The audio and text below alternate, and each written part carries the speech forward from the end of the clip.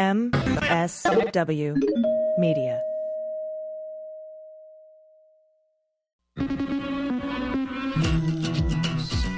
with swearing. Daily beans, daily beans. Daily beans, daily beans. Hello and welcome to the Daily Beans for Wednesday, October 8th, 2025. Today, Jim Comey will be arraigned in the Eastern District of Virginia.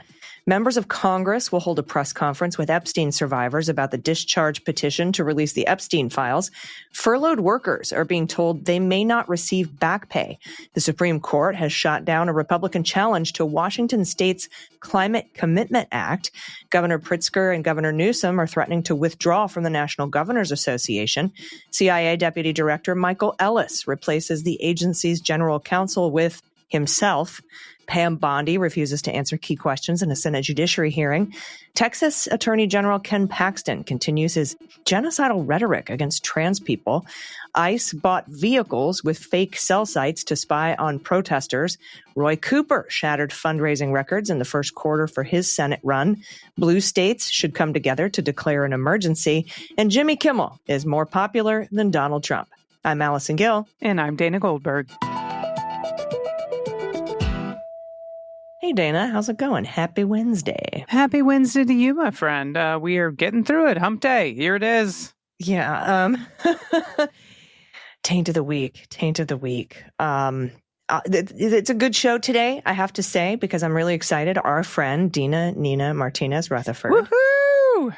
is going to be joining me later. She is running for Wisconsin State Assembly in District 76. She's currently an Alder in Madison, and she's running because the person in that seat is actually running for governor, and her name is Francesca Hong. So they're all very wonderful people, and we're going to talk to Dina later. And by the way, Dana, she told me to say hello to you. I adore her. She's fantastic. We've done, I don't know, you have to know that Dina was a stand-up, right? We performed together. She's so funny, and she's so good for her state. And I love that. They literally, I think in the last election, she tried not to run, and they made her and elected her. And she was like, okay, I guess we're doing this. Yeah, they voted for her anyway. She conceded. She withdrew and endorsed her opponent and her other, Democratic opponent. But her name was still on the ballot, and the people came together and elected her again anyway. Yep, she's pretty spectacular. So enjoy that interview for sure, everybody. Yeah, she's fantastic. Somebody who's not fantastic, Pam Bondi. What an idiot. She's such an idiot. One of my favorite. Oh, you're about to this is so good, everyone. It's so good. She took questions during the Senate Judiciary Committee hearing, and Adam Schiff, he really summoned up this performance perfectly. So. Yeah. And I'm going to pick this clip. It's the one that I love that we both saw it, have come together today and be like, yeah, let's play that clip. So let's listen to it for a second. Excuse me. Let me do this, because I think it's valuable that the American people get a sense of what you've refused to answer today. So these are just some of the questions you refused to answer, or have answered with personal attacks on members of this committee. You were asked whether you consulted with career ethics lawyers, as you promised you would do during your nomination hearing, when you approved the president receiving a $400 million gift from the Qataris. You refused to answer that question. You were asked who or what role you may have played, or who played the role in asking that Trump's name be flagged in any of the Epstein documents gathered by the FBI. You refused to answer that question. You were asked whether Holman kept the $50,000 bribe money. You refused to answer that question. You were asked whether Holman paid taxes on the $50,000 bribe money. You refused to answer that question. You were asked, did career prosecutors find insufficient evidence to charge James Comey? You refused to answer that question. You were asked, how are military strikes on these boats in the Caribbean legal? And you refused to even answer that question. You were asked, law degree, excuse me. You were asked, did you discuss indicting James Comey with the president? You refused to answer that question. You were asked, did you approve the firing of antitrust lawyers who disagreed with the Hewlett-Packard merger? You refused to answer that question. You were asked whether you support a restoration fund for violent insurrections to attack the Capitol on January 6th. You refused to answer that question. You were asked whether you were firing career professionals, career prosecutors, just because they worked on January 6th investigations. You refused to answer that question. You were asked by my California colleague whether you believe government officials, like immigration officials, have to abide by court orders. You wouldn't even answer that question. This is supposed to be an oversight hearing. Oversight? Excuse me, you can attack me after my time is over. You've attacked all of us, including President Trump, for your entire You can attack me later, career. and I know you've got plenty of canned attacks. We've heard them all day today. Canned attacks on you? This is supposed to be... No one needs a canned attack on you. Regular order, Madam Chair. I'm trying to speak. This is supposed to be an oversight hearing of the Justice Department. And it comes in the wake of an indictment called for by the president of one of his enemies. This is supposed to be an oversight hearing, and it comes in the wake of revelations that a top administration official took $50,000 in a bag, and this department made that investigation go away. It was the biggest thing, her looking at Adam Schiff and going, do you have a law degree? And I'm like, yeah, it's from Harvard, you fucking moron. Yeah, he's got a law degree from Harvard. I think hers is from Stilton Cheese University, and I know that's not what it's called. I'm sure some people graduated from that, but like for her to be up against Adam Schiff and be like, do you even have a law degree? I'm like, yeah, okay, he does. Let's talk about law degrees for a second. Josh Hawley was like, Jack Smith tapped my phone, and Kyle Cheney from Politico on Twitter was like, your phone was not tapped, you're full of it. And he's like, yes, it was tapped. He's like, no, Jack Smith got subpoenas for your phone records. Oh my God, that's dumb. Different. Tapping your phone would be listening to your conversations. I just want to echo what AOC said. Like, we didn't know this is what fascism in America would look like, but both of us agree it wouldn't look this dumb. Yeah, There's or 4'10". Some of these people, or my God. Okay. That was a fun clip. Oh, so good. Okay, a couple of things happening in the news today. We're going to talk about them tomorrow. But first, Jim Comey is being arraigned in the Eastern District of Virginia. He was supposed to be arraigned tomorrow, but the court moved it up because of security concerns. And later today, members of Congress, they're going to hold a press conference with some of Jeffrey Epstein's survivors. We had talked about this before, to discuss the discharge petition to release the Epstein Files. And that last signature, they are still refusing to fucking swear her in. Yes, Adelita Grijalva. Mike Johnson told reporters Tuesday he'd be happy to swear her in whenever she wants to be sworn in. But then he ran away and hid under his whoopee. And regarding Jim Comey, by the way, 2 additional lawyers have signed on to the case on the court docket from the Justice Department, but they're not from the Eastern District of Virginia. They're from North Carolina, because no one in the Eastern District of Virginia at the U.S. Attorney's Office would put their names on this. It's amazing. That's on amazing. This indictment. So Halligan had to go out of state to find someone. But like I said, it might be too late. Halligan is the only one who signed the indictment, and she might not have any authority to do that because she was appointed improperly. And she can't go back to the grand jury and fix it because, oopsie, the statute of limitations expired on September 30th for Comey's testimony. So she could be cooked before it even gets out of the gate. That'd be amazing. By the way, Politico is reporting that Gavin Newsom and J.B. Pritzker threatened on Monday to withdraw their states from the National Governors Association, that's the NGA, if it doesn't condemn Trump's cross-state National Guard deployments. This could really put a dent in the dues, by the way, paid to the NGA, because if you think about what California, and Illinois pay, that money, it funds associations' lobbying, communications, management services. Governor Walz and Governor Kelly, they both left in July. Governor Whitmer pulled Michigan out in September, and now the governors of Maryland and New York are considering doing the same thing. So that's a lot of money. It's a lot of money. They're just piecing out. And we do have the Democratic Governors Association. And we are going to talk later in the show about something that maybe the blue states could do to get together and put a multi-state compact together. It's a really kind of cool opinion piece. So we'll talk about that a little bit later. But this is awful. Texas Attorney General Ken Paxton has announced a new undercover investigation. Undercover? I guess he's going to go undercover at windmills and gay bars. I'm not sure. Maybe. Bathrooms. Ken Paxton likes the public restrooms. He really does. It's aimed at infiltrating what he calls leftist terror cells in Texas, in the wake of a rise in political violence, which, by the way, is coming from the right. He says, quote, leftist political terrorism is a clear and present danger. Corrupted ideologies like transgenderism and Antifa are a cancer on our culture and have unleashed their deranged and drugged up foot soldiers on the American people. So now they're drugged up, I guess. But this is just, this is, the typical authoritarian playbook where they dehumanize a group of people. So it makes it easier to go after them. But he's announced this investigation and he's continuing this anti-trans rhetoric. And I just want to say, as always, to all of our trans listeners and all our trans friends and the LGBTQ plus community writ large, that we see you and we love you and we're sending out our hugs and support. Always and our voices. And you know that that's true. I do want to end with a little good news in this segment. The Supreme Court on Monday actually declined to hear a high-profile challenge to Washington's Climate Commitment Act, marking yet another victory for the state's Keystone climate policy. So interesting. Also, we're going to keep you posted. The Supreme Court was hearing a case today about conversion therapy. So as the episodes come this week, I guarantee that's going to be covered. Yeah, we'll definitely keep you posted on that. I'm not sure when the ruling or the decision is going to come. Maybe not until spring. It'll be a little while, but arguments, they happened.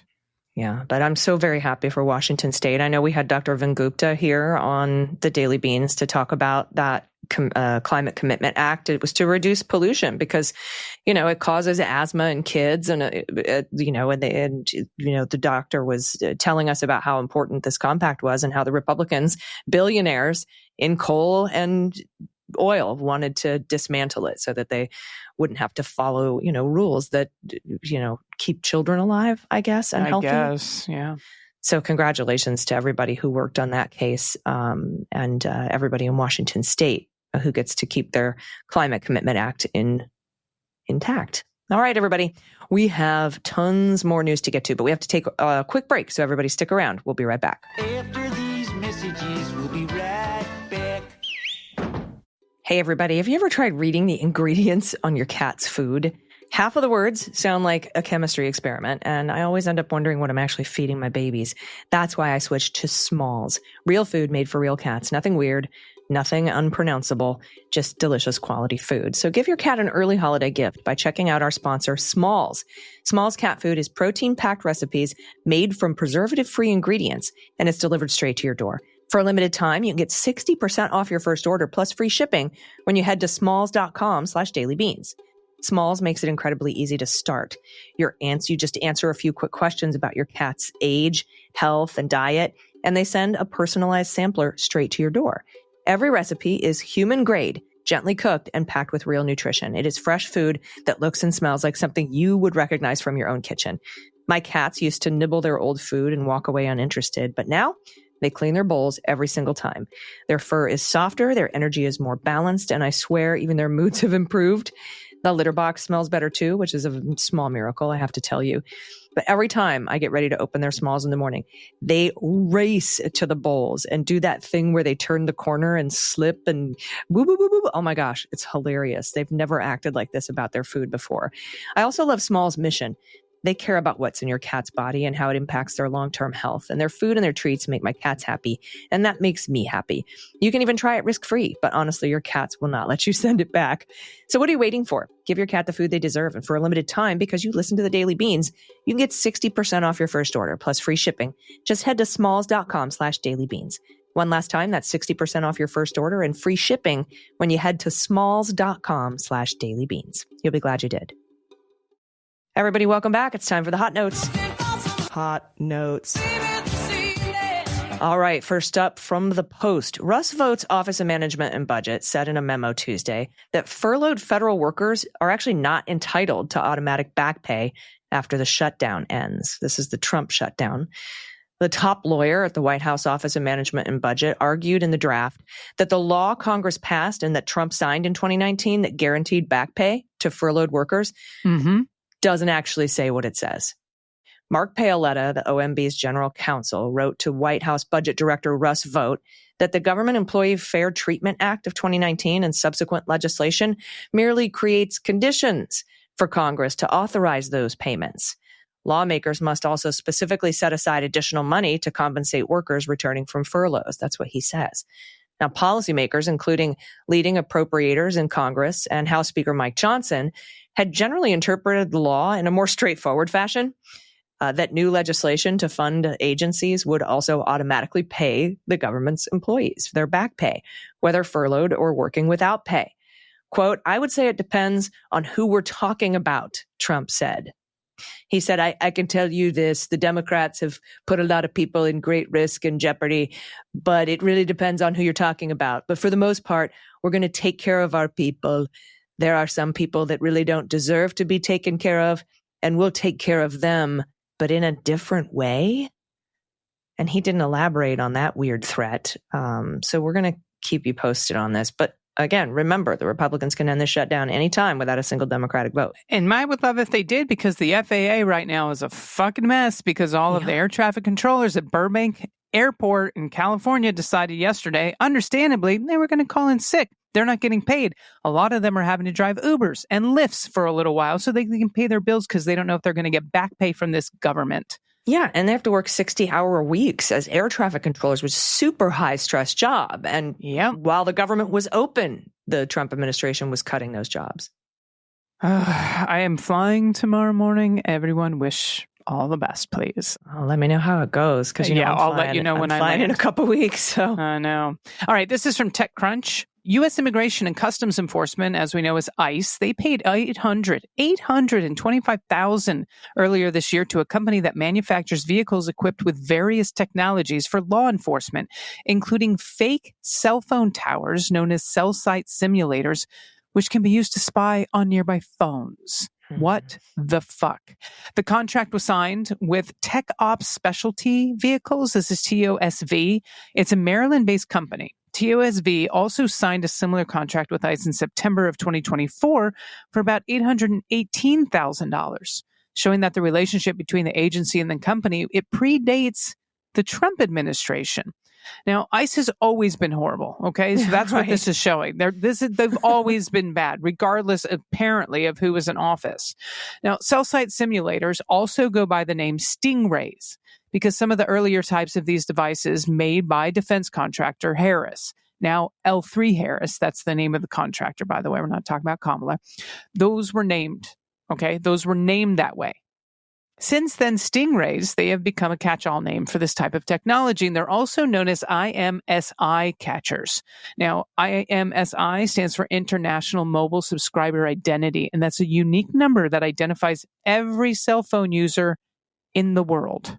That's so scary. Terrifying. Just say it. It's fucking terrifying. Now, as the name suggests, cell site simulator tools, they can mimic a cell phone tower, tricking every phone in its nearby range to connect to the device, and thus giving law enforcement the ability to better identify the real-world location of those phones and their owners. So if someone's suspected of, let's say, being an undocumented person in this country, they can and may connect to these, then they can pinpoint exactly where they are. Some cell site simulators can also intercept regular calls, text messages, and internet traffic. So that's fucking scary. And we're going to keep you updated on what terrifying thing happens out of this story. Yeah, big brother for yikes. Next up from the Times, Michael Ellis, the deputy director of the CIA, has abruptly demoted a career lawyer who had been serving as the agency's general counsel since January and installed himself in that role. That's according to people familiar with the matter. And the timing here is weird because, Dana, for the last week or so, I've been texting friends and colleagues about Michael Ellis specifically. The reason being is that his name came up when my lawyer friend, the one who's helping me sue to get the Epstein videos, he sent me information about John Bolton's 2020 pre-publication book review. And the reason I was interested in that is because, as you know, John Bolton's house was recently raided by Kash Patel's FBI, who claimed they found a bunch of classified national defense material. Now, Bolton was actually investigated for the same thing in 2021 and no charges were brought, so it's going to probably be really hard to bring charges again. But back in 2020, Michael Ellis took over the pre-publication book review from actual trained professionals and told Bolton that the woman who did the initial review, that she was done and she said everything was okay, but we're waiting on the final green light and we don't have it yet. And the reason he said he doesn't have it yet, he told Bolton and his lawyer, was because of COVID. Somehow COVID was delaying the green light memo. Well, it turns out they found out after the fact that Michael Ellis was doing his own review. And the reason we know that is because after he finished his review and flagged a bunch of stuff as classified that was not classified, he actually asked the woman who did the review properly to train him on how to do a review.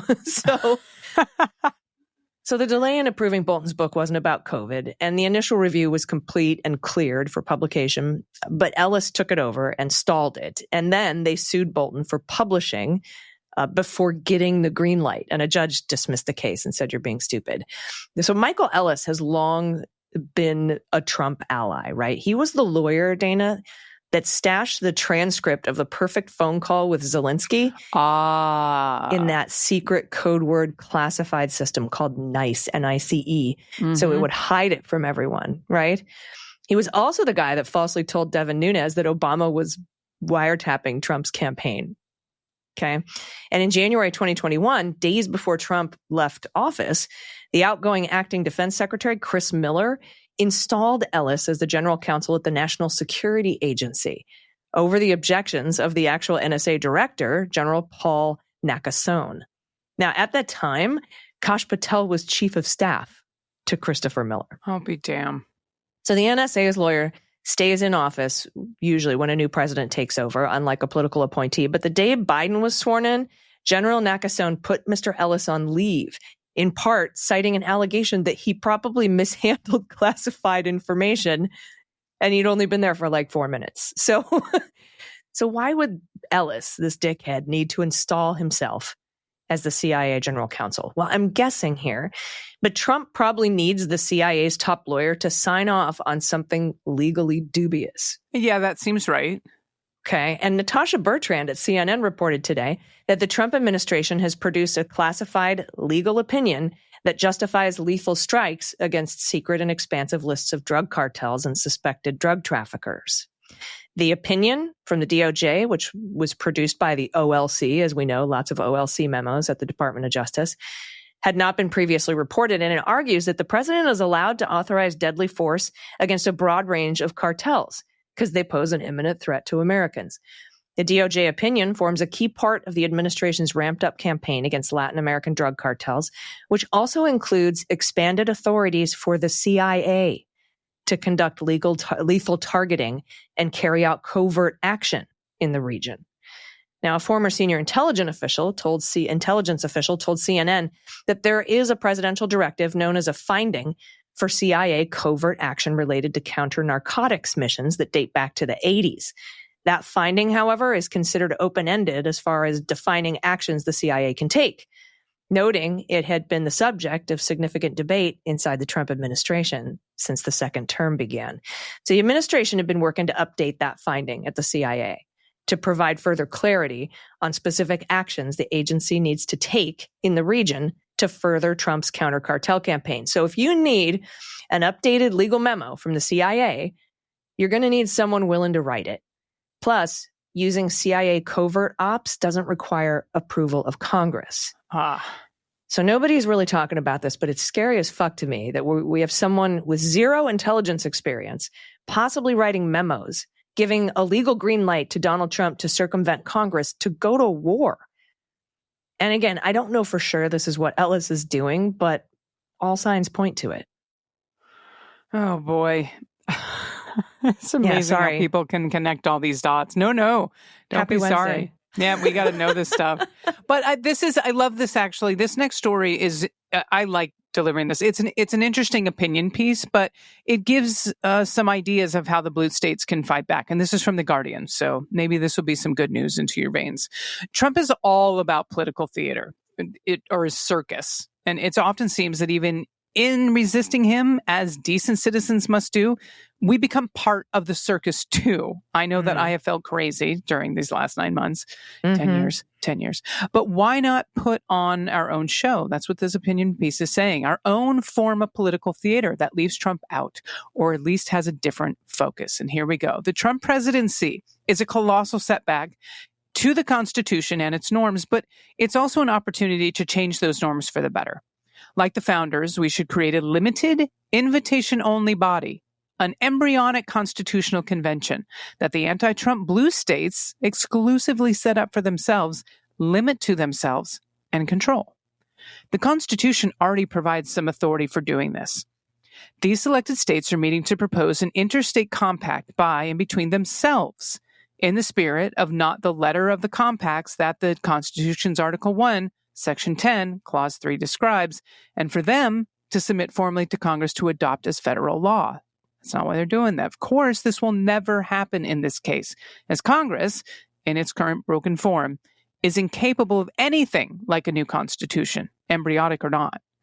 Now, but the point is to put forward a prototype for a new type of American government, for a post-Trump country, and there will be one day, that carries forward part of the existing institutional framework that is worth preserving alongside radical change in response to Trump.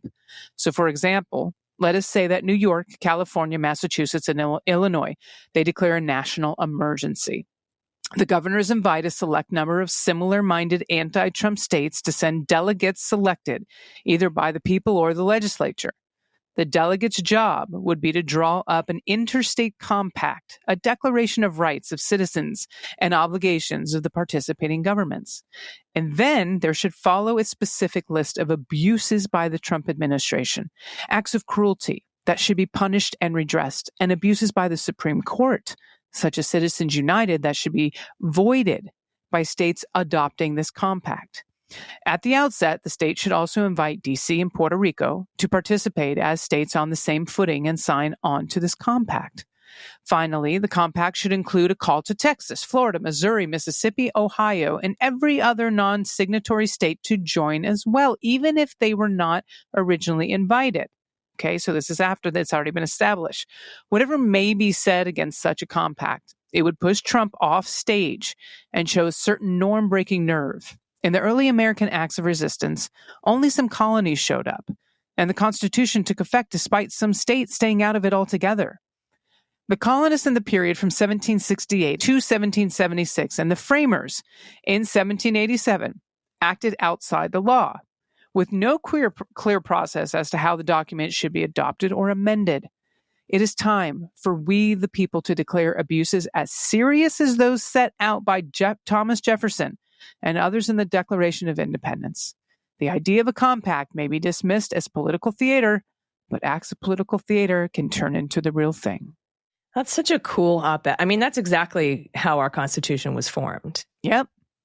And so I think this is a great idea. Now, again, it's theater. Congress won't adopt it, but that's really not the point at all, right? So, I don't know. I like it. Make the scene. Make the scene. I love it. Yeah, me too. All right, next up, some good news for you.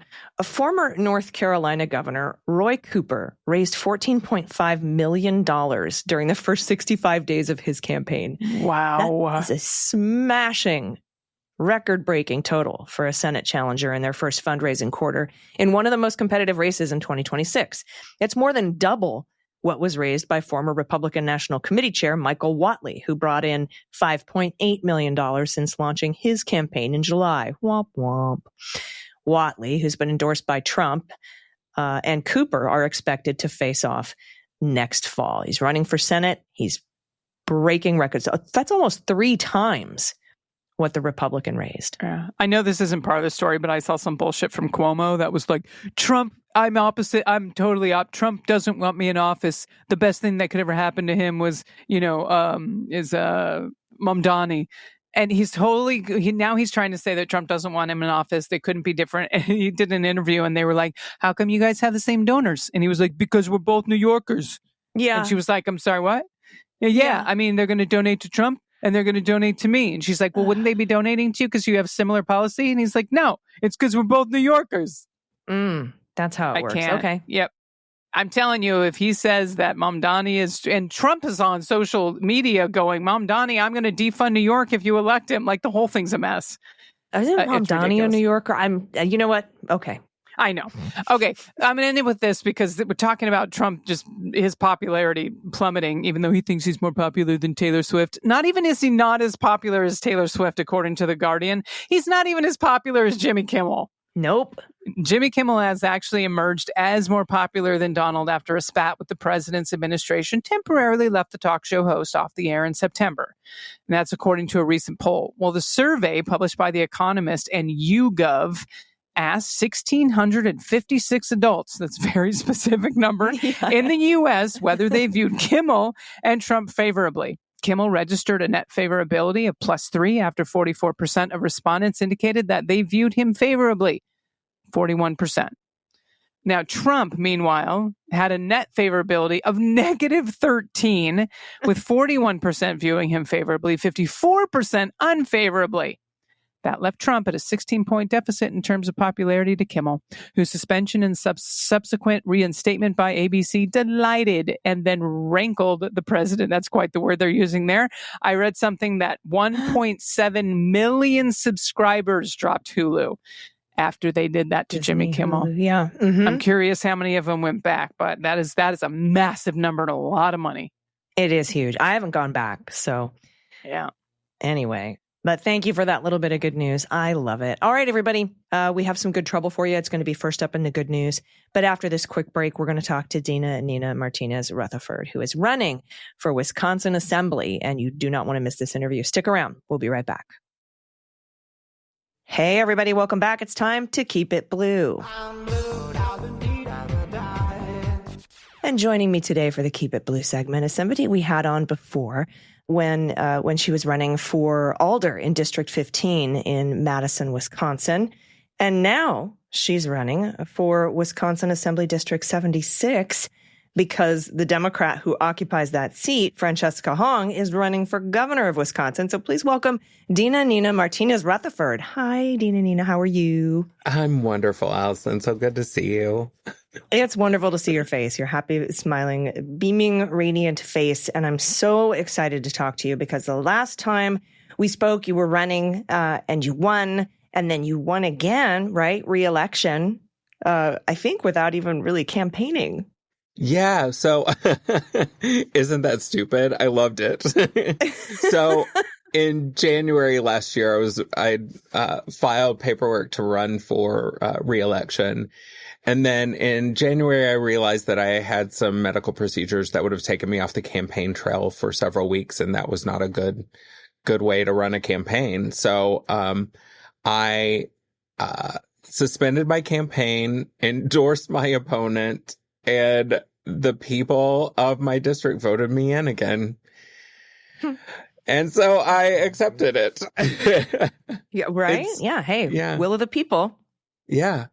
And it was such a beautiful thing because as a trans person right now in this country, everything feels fraught and scary.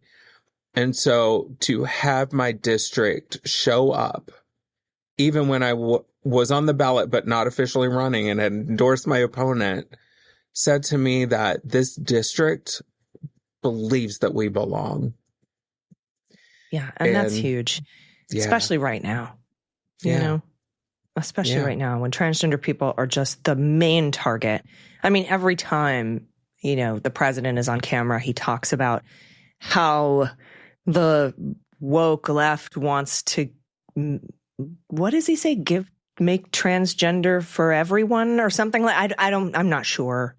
But then it's, you know, he talks about windmills and dishwashers. And so it's like, it's hard to follow what he's saying, but the attacks are apparent. I mean, we saw it after the death of Charlie Kirk with them assuming that a couple of down arrows in a video game controller sequence stood for transgender ideology or somehow was Antifa because of a phrase used in a video game. And since then, you know, this executive order that's gone out calling, you know, transgender people and transgender ideology, whatever that is, somehow part of a domestic terror organization, and for the Heritage Foundation to ask the FBI to list transgender violent extremism as a problem group in this country, when in fact it's transgender people who are often the survivors of that kind of domestic extremist violence. And so the fact that your district showed up, voted for you, and your representation in that seat is so important. And I think that that's why it's so amazing that you're running now for Wisconsin Assembly District 76. So talk about going from being an Alder in District 15 to being in the Wisconsin Assembly. Talk about the differences. Yeah, I mean, I think when the state legislature makes decisions for people, Madison feels it. People in Minocqua feel it. And we have been so underfunded as cities that it's hard for us to make ends meet. And I think human beings understand what that's like now more than ever. And so when our state government is voting against the betterment of the working class people, we have a problem. And it's been constant. I've said this all along, that Republicans come to the working class saying, we're going to vote in your favor. We're going to help you get out of poverty. We're going to help you have health care. And every chance they get, they have voted against those things. So showing up as a person who is working class, a person who experiences poverty, is my primary goal. And just be like, look, trans people are not coming after your health insurance. The Republicans are. Trans people aren't coming after your well-being and health care. Republicans are. And so I think really fighting for cities and working class people to get a hand up is vital at this moment, because if not, we know what's coming. Yeah. And I think, right now, number one issue on most people's minds is affordability in the cities they live in. I think that's why Mom Donnie is doing so well. He actually goes out and asks the people, what do you need from me? And they say a place to live that I can afford, the dignity of work, and a living wage. And so that I can afford health care, which the Republicans now are trying to double, triple, sometimes quadruple the price on. So let's talk about some of the initiatives that you've worked on, some of the committees you've worked on, because I think it's really important that, we address some of these huge issues that are not just ignored by Republicans, but taken and turned around and blamed on the wrong people instead of the billionaires.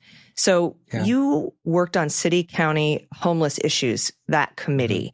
So talk about unhoused people and affordability for housing in your district. So there's a lot of crossover with city, county homelessness issues and community development block grant. And we're seeing an incredible surge in people experiencing homelessness in the city. And I fear, unless we right this ship, a lot more people, our neighbors, are going to be experiencing homelessness. We went to referendum last year to help the city just have a cost to continue, because we have a structural deficit from the state that is crippling, especially blue cities. Luckily, we've been able to carve out a couple of $1 million more, but it's still not enough to keep up with inflation, and it's still not enough to continue services. So during the last several years, we've had several programs that were fully funded by federal money from the Biden administration, who poured into social services and transportation. And now we're seeing that dry up. So there are individuals in our city, and not just our city, but all around the state, who are unable to get stably housed because our federal government and our state legislature see fit to punish poverty. And as somebody who's been in poverty for a lot of my life, I understand how damn expensive it is to be poor. It costs more. It costs more time in labor. It costs more time and energy working and taking care of our families. And so our goal has really been to pour into homeless services in a way that helps people get a hand up, teaches them, helps them get ready, has, services that are meeting the needs of that population. Currently, we are building a purpose-built men's shelter that will be open 24 hours and that will have services on site, including job training and things like that for those individuals who are coming in to stay there as guests. It's not enough.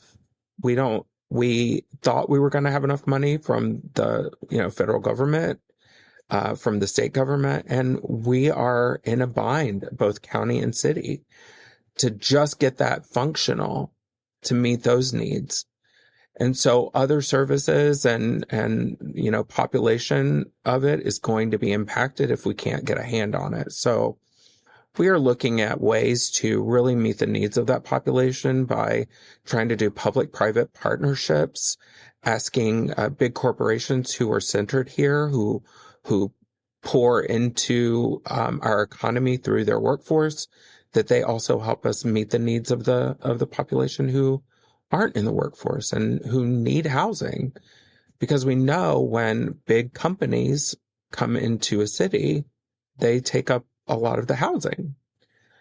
Over the last several years, we've been working really hard to build more housing. Like our increase in population is growing and continuing. It's not going to stop. So we're doing our best to really meet the needs of the people right now. And I think from the assembly, I'll be able to challenge a lot of the preemptions that we have around what kind of housing and where and how we can build housing. I can challenge a bunch of those preemptions that punish poverty, punish people in poverty. And we can fund more public housing, not only in Madison and Milwaukee and Eau Claire, the more progressive places in Wisconsin, but across the state. Because it's not just a big city problem. It's a national problem. Right. And I think that particular kind of thing, those services are at the center of a lot of other issues.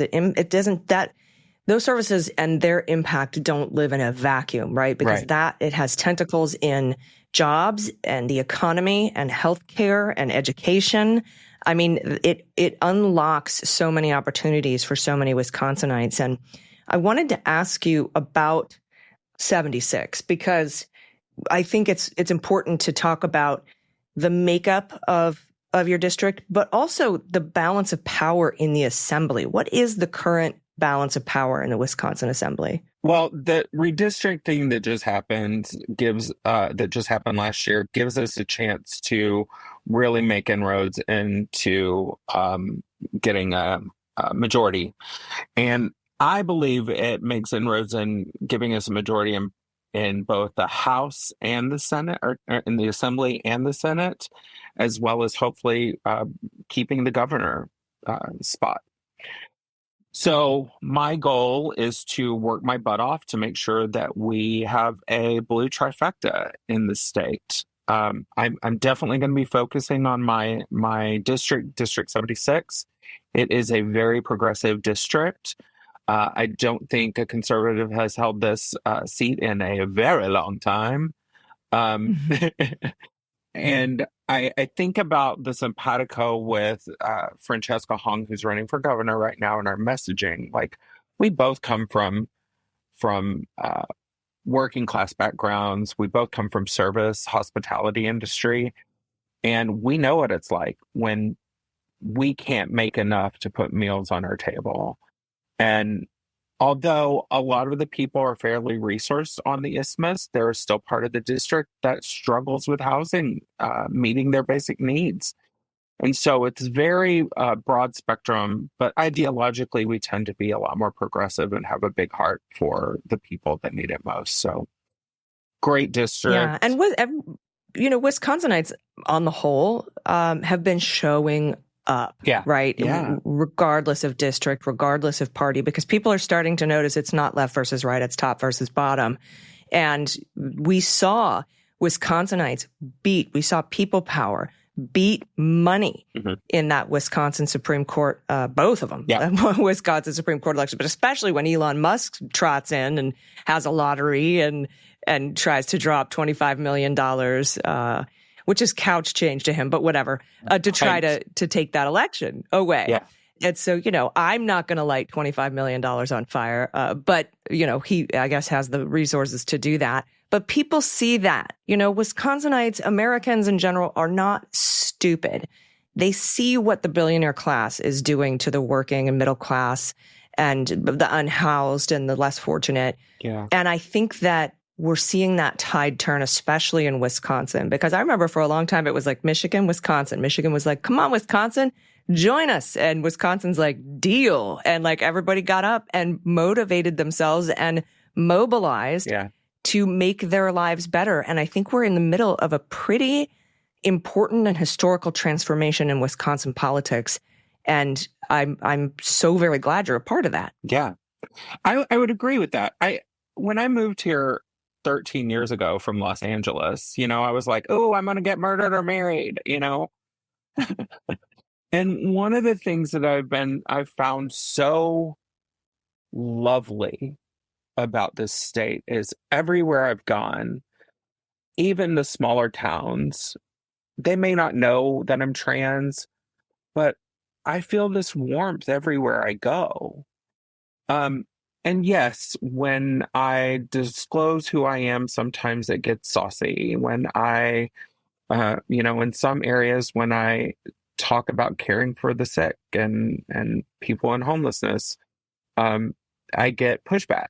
But it all comes back from Christians. I mean, look.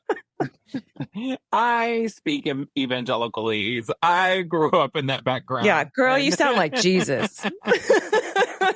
Heaven forbid. What's wrong with you? Yeah, literally. And that's literally kind of the message I go back to. I may not call myself a Christian anymore, but that dude was pretty radical. So I go back to that space where I'm like, we are here to care for one another. And But I think about Wisconsin, like we have a history of helping people raise barns. We have a history of fighting for unionization and really building unions and solidarity. We have a history of LGBT rights. Like we have been a progressive state, and we are currently 50-50, like so tight, so close. Like it's definitely like half and half as far as conservative and more progressive people. But we have a chance to envision what a future looks like. And that's what this movement is about. We want a future that values the working class. We want a future that sees our neighbors and welcomes them in. That's what Wisconsinites want.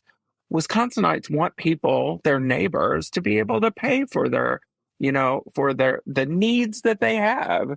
They want to help each other take care of their children. They want, fully funded public education. And I think now more than ever, we have a chance to say, this is what we want and this is how we do it.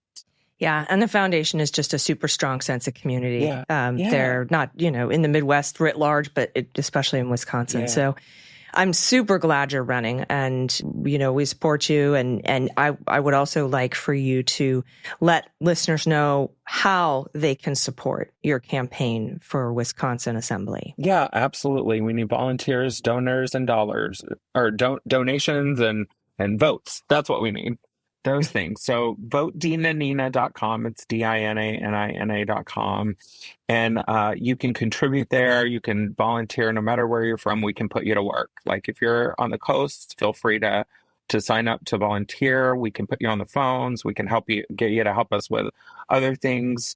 Additionally, there's some really key races. We have another Supreme Court race coming up. Chris Taylor is running for Supreme Court. She held this seat 2 terms ago, or she held the seat before Francesca Hong. Incredible work she's doing, and we need her in our Supreme Court so we can continue holding the power and fighting against tyranny from the federal government.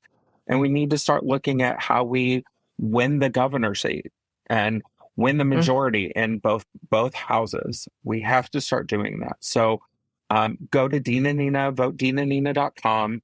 We'll get you connected. If you want to know how you can support the other candidates, I will be happy to let you know, because this is a big tent. We are a big tent, and we're gonna hold a trifecta in 2026. So support that all you can.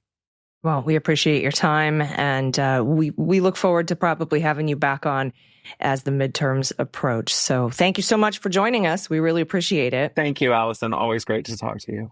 All right, everybody, stick around. We'll be right back with the good news. All right, everybody, welcome back. It's time for the good news. Who likes good news? Everyone? Then good news, everyone.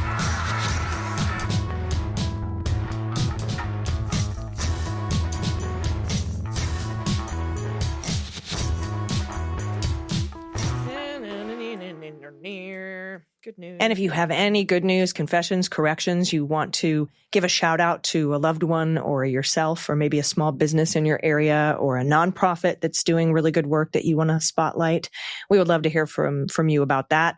Any little bit of good news that's happened to you, big or small, recent or in the distant past, send that to us. You can also send a shout out to a government program that's helped you or a loved one. And all you got to do to get your submission read on the air is pay your pod pet tariff, which means really for us, just attach a photo of whatever. It doesn't matter. Send a photo. We'll take it. Something cute, something pretty. Cute. It can be your pet. We can try to guess the breeds in your shelter pup if you want. You can send an adoptable pet in your area. If you don't have a pet, you can send a random photo of an animal on the internet. Send a bird watching photo, which can be a bird or you and your family and friends flipping the bird to Trump or Musk or whoever deserves it. Also, we accept photos of family stuff, like awkward family photos are always fun. Baby pictures, we love baby pictures. What else do we accept? I mean, pretty much just any photo you can think of. Maybe show us what you're making or creating, right? Yeah, we love those, man. We have some very talented listeners. Yeah, knitting, painting, crocheting, quilting. We have so many great makers and creators who listen to this show. All right, so send it all to us, dailybeanspod.com. Click on contact. First up is your good trouble. And this comes from Larry S. calling out Apple. He said he sent an email to Tim Cook, to Tim Apple, right? Tim Apple. And his email apparently is tcook@apple.com. And Larry says, Dear Tim, I've been an Apple fan since they first came out. I'll always be an Apple fan. I'll always buy your products over other products. And I've always liked how Apple is a rebel. Remember the 1984 commercials? Please quit capitulating. Please stop giving this dictator what he wants, which will help destroy democracy. Please, Tim. Removing IceBlock and the IceBlock app is the latest. It's embarrassing. It's totally embarrassing. Going to see you kiss the ring and present Donald Trump with gifts as if you were presenting gifts to a monarch. I don't buy other products for this reason. When all is said and done and the history books are written, please let Apple continue to be seen in a good light. Remember how Google's motto was don't be evil, but then they got rid of that? Well, I've always thought that Apple could adopt that motto. Not so much anymore. It's contributing to evil. Please, Tim, I beg you to stop capitulating. Future generations will thank you. Proud Apple owner and stockholder, Larry Singer. And then Larry says, please, everybody, email Mr. Cook at tcook@apple.com and let him know what you think about the removal of IceBlock from the Apple App Store. All right. Thank you so much for the good news. Now, this is from Marty, no pronouns given from Marty. I'd like to give a shout out to my friend Jeannie, who, when feeling overwhelmed in Trump country, reaches out to me. I'm grateful for audiobooks and my knitting that somewhat distract me from the news. Looking forward to the upcoming protest day with the content of the 7th page of my protest flip chart. I needed a flip chart because there's so much to protest. Also grateful for my intelligent and kind grandkids. And the sign says, so much to protest, I need a flip chart. This is so cool. So they took a bunch of posters and, those rings that you would normally see in a 3-ring binder, punched holes in all of them and connected them together with these rings so they can flip their sign and change it. I love it. This is so fantastic. Oh, look at that beautiful. It's gorgeous. Oh my gosh. The colors are amazing. Yeah. All right. Next up from Jen, pronouns she and her. This year I have fostered 32 cats and kittens. Wow. My most recent foster has the best story. Magnolia has been through so much. She came to me in a feral box, scared, skin and bones, and heavily pregnant with 7 tiny lives depending on her. She wasn't a fan of me at first, fair enough, but over time, she learned that love and safety are real things. Oh, it breaks my heart. She faced a heartbreak and loss. Only 2 of her 7 babies survived. Yet through it all, Magnolia has shown nothing but courage, grace, and fierce devotion. Watching her transform from a terrified, starving stray into a trusting, affectionate, and resilient beauty has been one of the most moving experiences of my fostering journey. Magnolia deserves the world, a calm, loving home where she can finally be cherished the way she's always deserved. She'll be ready for adoption soon, along with her babies, Rowan and Hickory, via the Aurora, Colorado Animal Shelter. If her story touches you, please reach out and share her incredible journey of love, loss, and survival. Potential adopters, email at strotmanhousehold@gmail.com. We'll have that email in the show notes. Look at these babies and look at this beautiful mama. That's so cute. Oh, I know I say I'm not a cat person, but I am a kitten person. If you fostered 32 cats and this is one of the most moving stories, I mean, that's a moving story, Jen. Yeah. Thank you. Amazing. All right. This is from Anonymous, pronouns she and her. Hi, Beanie Babes. So you want to know what I'm doing? I have this puzzle to put together. It's been 3 weeks, and I haven't even managed to get a border completed. Usually, I would be on the 3rd puzzle by now, but this one is kicking my butt. Never say die. Also, sending pod pet tariff. My cat is afraid he will meet a coyote, so he's staying close to the door. Silly thing. Now, I'm also a puzzle person, and I can understand why this one might be giving you a hard time. Yeah, it's just the ocean. It's all blue and white, and like, that's it. That's it. This is, now I want to find this puzzle because I'm like, challenge accepted. Challenge accepted. Never say die. Goonies never say die. That's right. Never give up, never surrender. Keep us posted. I would, on Anonymous, I would like updates on this puzzle, please. All right, next up from Martha from Denver, pronouns she and her. I hope you aren't tired of hearing how great and smart you are, because I truly appreciate everything you both do to make our world better. For self-care, I try to take 1 photo every day of something that makes me happy. I love this idea. I caption the photo and then put it in an album on my phone called Daily Gratitude. Then, when I'm in a waiting situation or when I'm feeling down, I scroll through this album instead of doom scrolling. Oh, it's smart. I got the idea from a CNN article a few years ago, and I have almost 400 pictures in it. Okay, everybody, you hear that? This is so great. Martha from Denver. You go scroll through these beautiful photos instead of doom scrolling. My pod tax is mostly of beautiful fall colors, but can you guess my dog's breed from that silver head? It's a doodle of some sort. Some sort of doodle. That's the best I can do with this limited view. Oh, yeah. Bernie Doodle. All right. Well, hi, Bernie. All right. It's a Bernie and a doodle. Mountain dog and a doodle. Very awesome. Thank you so very much, Martha. All right. From Adrian G, pronouns she and her. Oh, hello. Is that my mom? Maybe. Is that my mom? I don't know. Let me see how old she is. Adrian G, pronouns she and her. Hello, beautiful Bean Babes, Bean Crew, and the Goominati.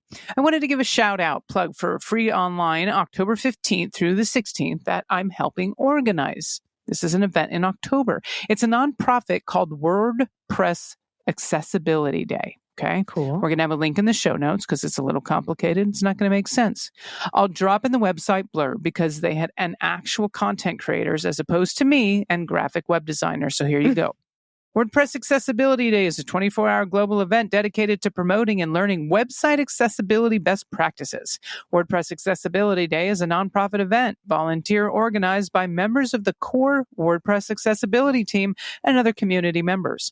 Our mission is to demystify website accessibility for WordPress developers, designers, content creators, and users so that they can build websites that work for everyone. I totally would have signed up for this if I had not switched to Squarespace, by the way. This is my 3rd year on the organizing team, and given how much is being done to harm people with disabilities here in the U.S., I'm even more grateful for this community of smart, kind, good people.